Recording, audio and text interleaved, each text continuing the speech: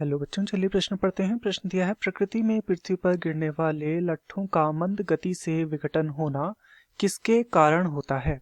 विकल्प ए है उनमें कम नमी होना, विकल्प बी है इनमें नाइट्रोजन की मात्रा बहुत कम होना, विकल्प सी है उनके आसपास अवायवीय पर्यावरण का होना, तथा विकल्प डी है उनमें सेलुलोज की मात्रा का कम होना। तो इस प्रश्न में हमसे जो मंद गति है विघटन की, उसके विषय में यहाँ पर हमसे पूछा गया है। अर्थात इस प्रश्न की जो मुख्य अवधारणा है, मुख्य अवधारणा जो इस प्रश्न की है, यह कारण बताने के विषय में है।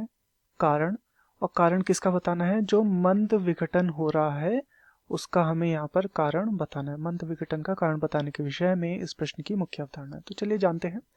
तो क्या होता है, जो प्राकृतिक रूप से जो लट्ठे यानी कि जो लॉग होते हैं वो गिरते हैं, तथा इनमें क्या देखने को मिलता है कि इनके जो विघटन की दर होती है या अपघटन की जो इनकी दर होती है, यह बहुत धीमी देखने को मिलती है, धीमी यह देखने को मिलती है।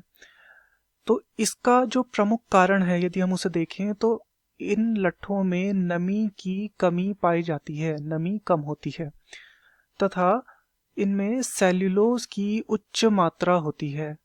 सेल्यूलोज की क्या होती है? उच्च मात्रा होती है, उच्च मात्रा। तो नमी कम होने के कारण इनका जो विघटन होता है वह धीमे विघटन देखने को यहाँ पर मिलता है, क्योंकि यहाँ पर क्या है, नमी कम है। नाइट्रोजन की यदि हम इसमें बात करें तो नाइट्रोजन इसमें अधिक मात्रा में होता है, अधिक मात्रा में।